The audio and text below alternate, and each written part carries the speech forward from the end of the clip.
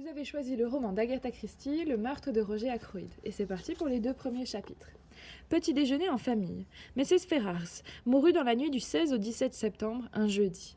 On me fit appeler le vendredi matin à 8 heures précises, soit quelques heures après sa mort. Je ne pouvais bien évidemment plus rien pour elle. Il n'était guère plus de 9 heures quand je regagnai mon domicile. J'entrai par la porte principale et pris tout mon temps pour suspendre mes vêtements au porte-manteau du vestibule.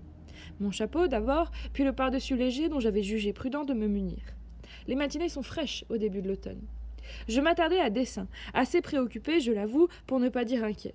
Je n'irai pas jusqu'à prétendre qu'en cet instant je prévoyais déjà les événements que me réservaient les semaines suivantes. J'en étais même fort loin, mais mon instinct me soufflait que ma tranquillité était gravement menacée. De la salle à manger, située sur ma gauche, me parvint un bruit de tasses entrechoquées, puis la toux brève et sèche de ma sœur Caroline, et enfin sa voix. « C'est toi, James ?» Question superflue. Qui d'autre cela pouvait-il être? Mais c'était bien à cause de Caroline que je m'attardais ainsi, et non sans raison. S'il faut en croire Kipling, la devise que la jeune mangouste tiendrait en 4 mots, va, cherche et trouve. Et selon moi, la mangouste conviendrait parfaitement comme emblème à ma sœur Caroline, à supposer qu'elle s'inventât des armoiries. Quant à la devise, le dernier mot suffirait. Caroline n'a jamais besoin d'aller nulle part, elle trouve.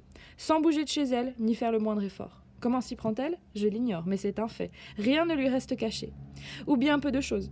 J'incline à croire que domestiques et livreurs lui servent d'agents de renseignement. Et quand elle sort, ce n'est pas pour aller aux nouvelles, mais pour les diffuser, autre de ses talents, qu'elle exerce avec un brio confondant. C'était d'ailleurs le dernier trait de caractère qui causait chez moi l'hésitation dont j'ai parlé. Que je communique à Caroline le moindre détail sur le décès de Mrs. Ferrars, et 1 heure et demie tout au plus, la nouvelle aurait fait le tour du village. En tant que médecin, il va de soi que je suis tenue au secret professionnel.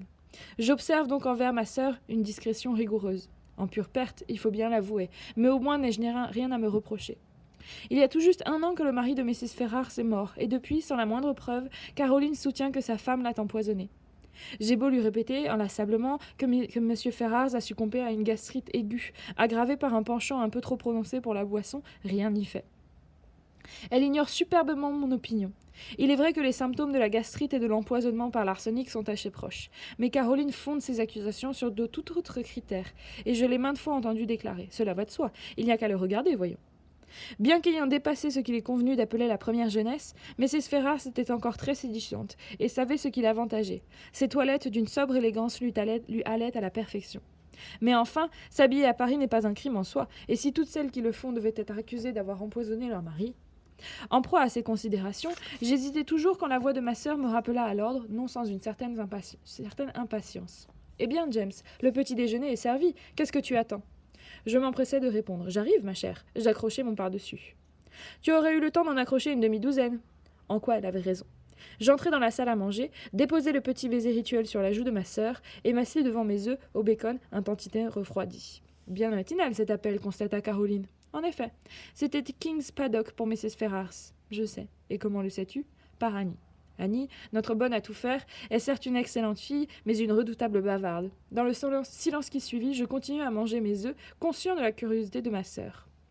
Quand elle flaire quelque chose, le bout de son nez long et fin palpite légèrement. C'était le cas. Eh bien, triste histoire, et rien à faire. Elle a dû mourir pendant son sommeil. Je sais, répéta ma sœur. Pour le coup, je me sentis froissée.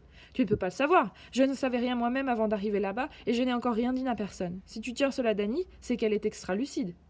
Je ne le tiens pas d'Annie, mais du laitier, qui l'a su par la cuisinière de Ferrars. Comme je le disais, Caroline n'a jamais besoin de courir aux nouvelles. Celle-ci afflue spontanément chez elle. De quoi est-elle morte? Insistait-elle. Crise cardiaque? Le laitier ne te l'a pas dit? Mon ironie tomba à plat. Caroline ignore le sarcasme et prend toujours tout au pied de la lettre. Il n'était pas au courant, annonça-t-elle avec le plus grand sérieux. Après tout, elle finirait bien par savoir. Autant la renseigner moi-même. Mrs. Ferrars a simplement pris trop de comprimés de Véronal. Elle souffrait d'insomnie ces temps-ci. Elle aura dépassé la dose par erreur. À d'autres, elle savait ce qu'elle faisait. Certaines réactions humaines sont vraiment surprenantes. Il suffit d'entendre exprimer par autrui une opinion que l'on préférait taire pour éprouver le besoin de la nier avec véhémence. J'éclatai en protestations indignées. « Ah, toi alors, avec tes idées saugrenues, peux-tu me le dire, pourquoi une veuve encore jeune, bien portante et fortunée songerait à se suicider au lieu de profiter de la vie? C'est absurde !» Pas du tout. Elle avait beaucoup changé depuis 6 mois, tu l'as certainement remarqué, comme si quelque chose la rongeait. Et elle ne pouvait plus dormir, tu l'as reconnu toi-même à l'instant. Je m'informai, non sans froideur. Et quel est ton diagnostic? Chagrin d'amour, sans doute? Ma sœur secouait la tête, savourant son effet. Le remords, cela va de soi. Le remords?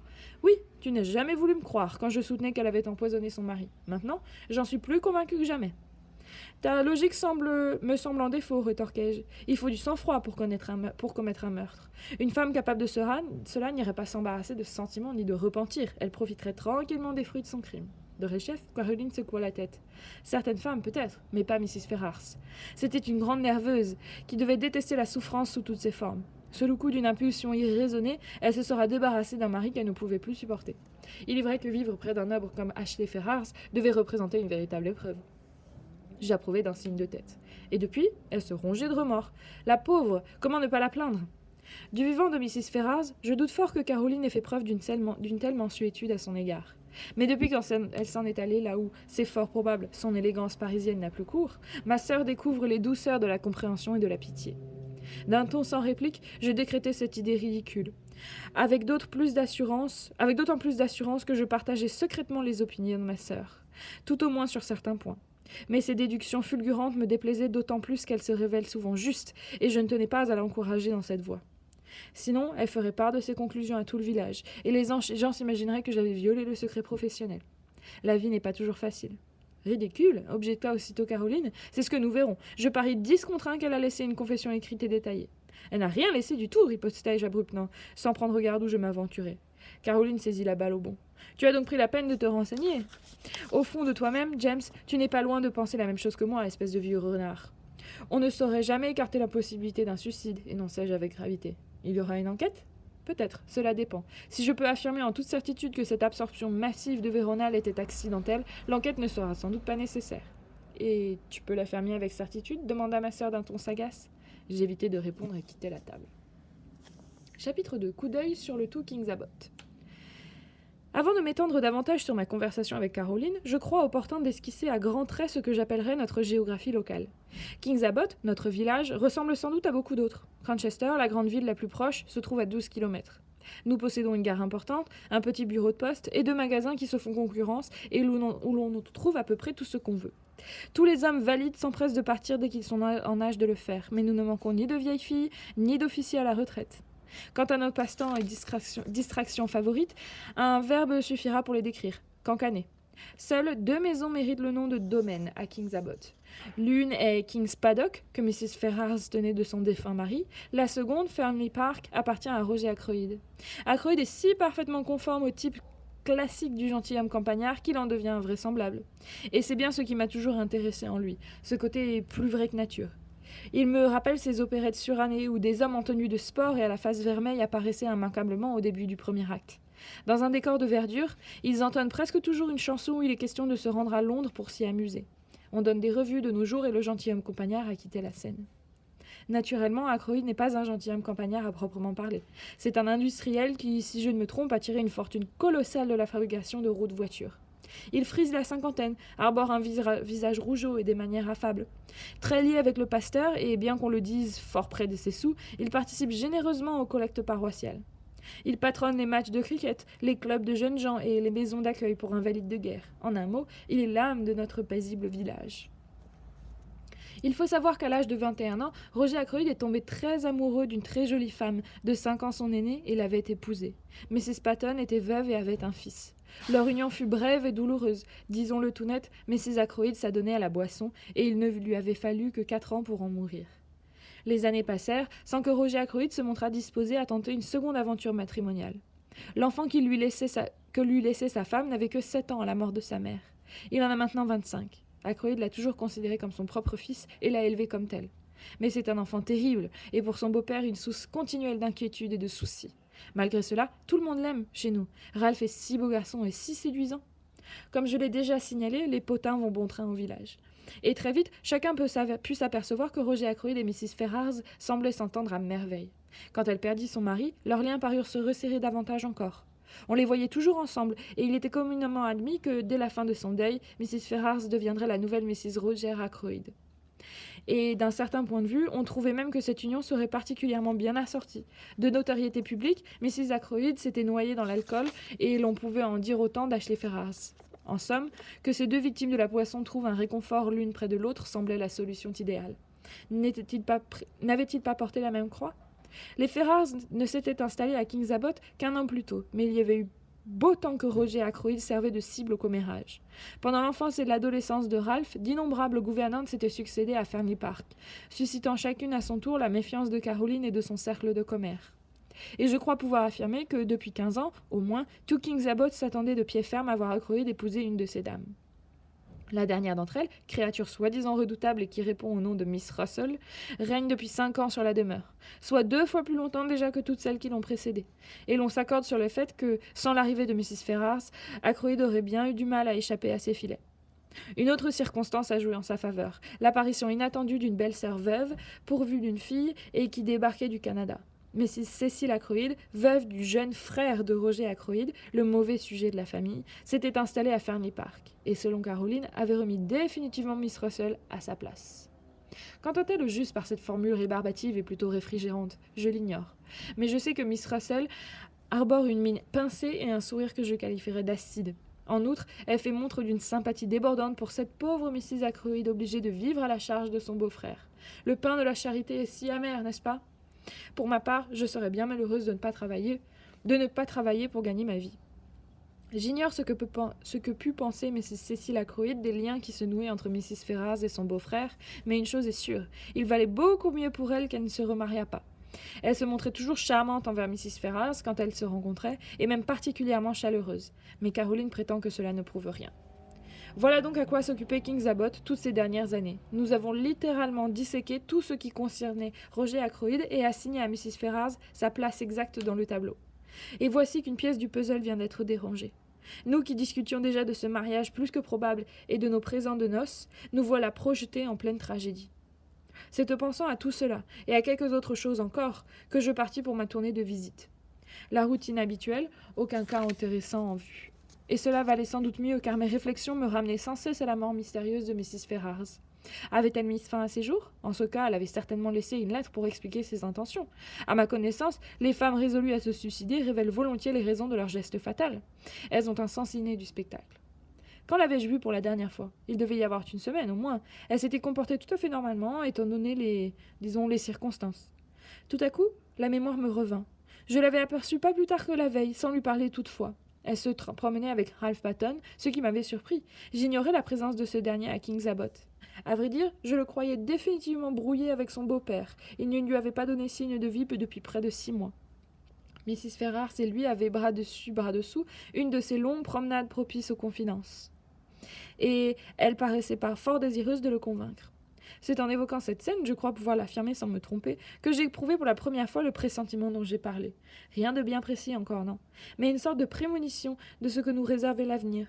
Ce doux tête-à-tête entre Mrs. Ferrars et Ralph Houghton, surpris la veille, me laissait une impression désagréable. J'y pensais toujours lorsque je me retrouvais face à Roger Ackroyd. « Shepard !» s'exclama-t-il, « moi qui espérais justement vous rencontrer. C'est terrible, n'est-ce pas ?» Alors, vous savez déjà ? Il acquiesça, et je pus voir à quel point il accusait le coup.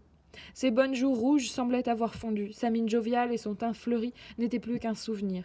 Il déclara d'un ton posé. « Et vous ne connaissez pas encore le pire. Écoutez, Shepard, il faut que je vous parle. Vous serait-il possible de me raccompagner ? Maintenant ? Difficilement. Il me reste 3 malades à voir et je dois être chez moi à midi pour ma consultation.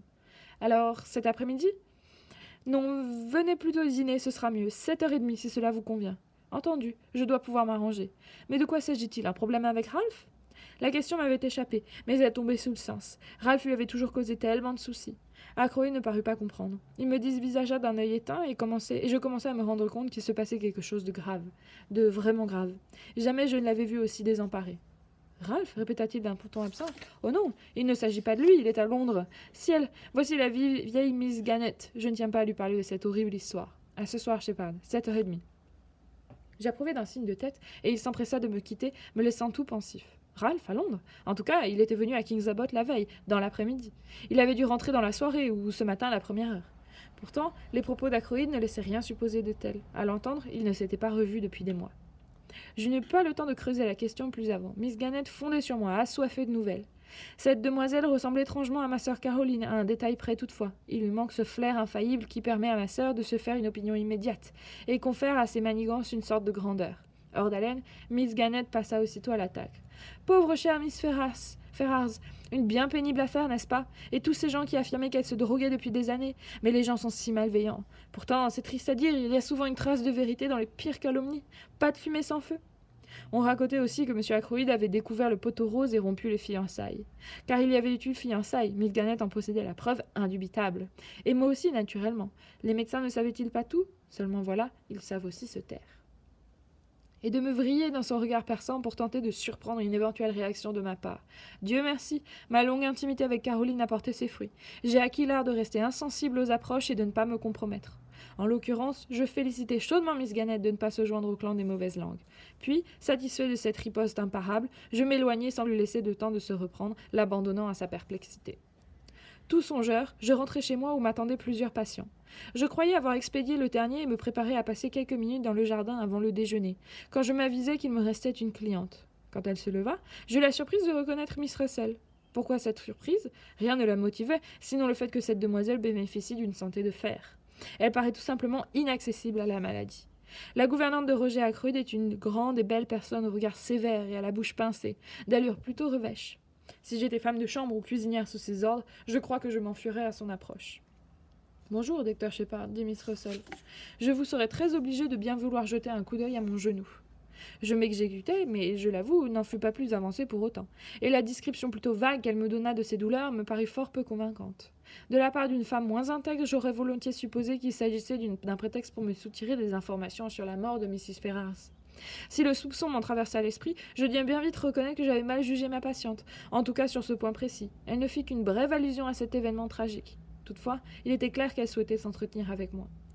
« Eh bien, finit-elle par dire, merci pour ce flacon de liniment, docteur, bien que je ne croie pas beaucoup à son efficacité. » Je n'y croyais pas davantage, mais protestais pour la forme. Après tout, le remède ne lui ferait pas de mal, et il faut bien prêcher pour sa paroisse. Miss Russell promena sur ma rangée de flacons un regard désapprobateur et annonça « Je me méfie de toutes ces drogues, docteur. Elles peuvent être très dangereuses. Tenez, la cocaïne, par exemple. » Là-dessus, tout ce que je peux vous dire, son usage est très répandu parmi la haute société. Miss Russell est beaucoup plus au courant que moi des habitudes du grand monde, j'en suis convaincue. Aussi ne risquai-je pas à en discuter avec elle et la laisser poursuivre. Simple curiosité, docteur. Supposons qu'une personne soit devenue l'esclave de la drogue. Existe-t-il un traitement? Une telle question exige une réponse détaillée et je fis à ma patiente un bref exposé qu'elle écouta avec attention, ce qui raviva mes soupçons.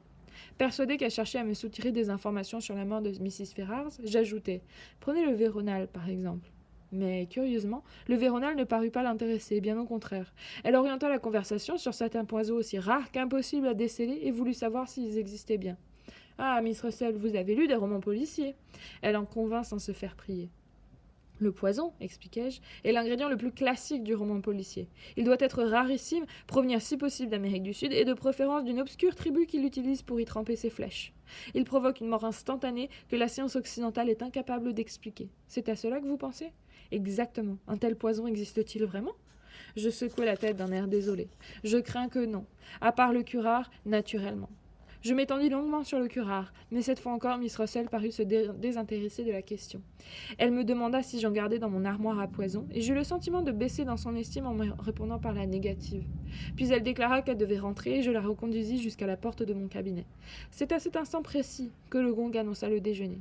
Ainsi, Miss Russell se délectait de romans policiers. Je ne l'aurais jamais cru, et penser à elle sous ce jour m'amuse infiniment. Je la vois très bien sortir de l'office pour réprimander une femme de chambre maladroite, puis y retourner en hâte pour se replonger avec délice dans le mystère de la 7e mort ou quelque chose d'approchant. Et la suite au prochain épisode.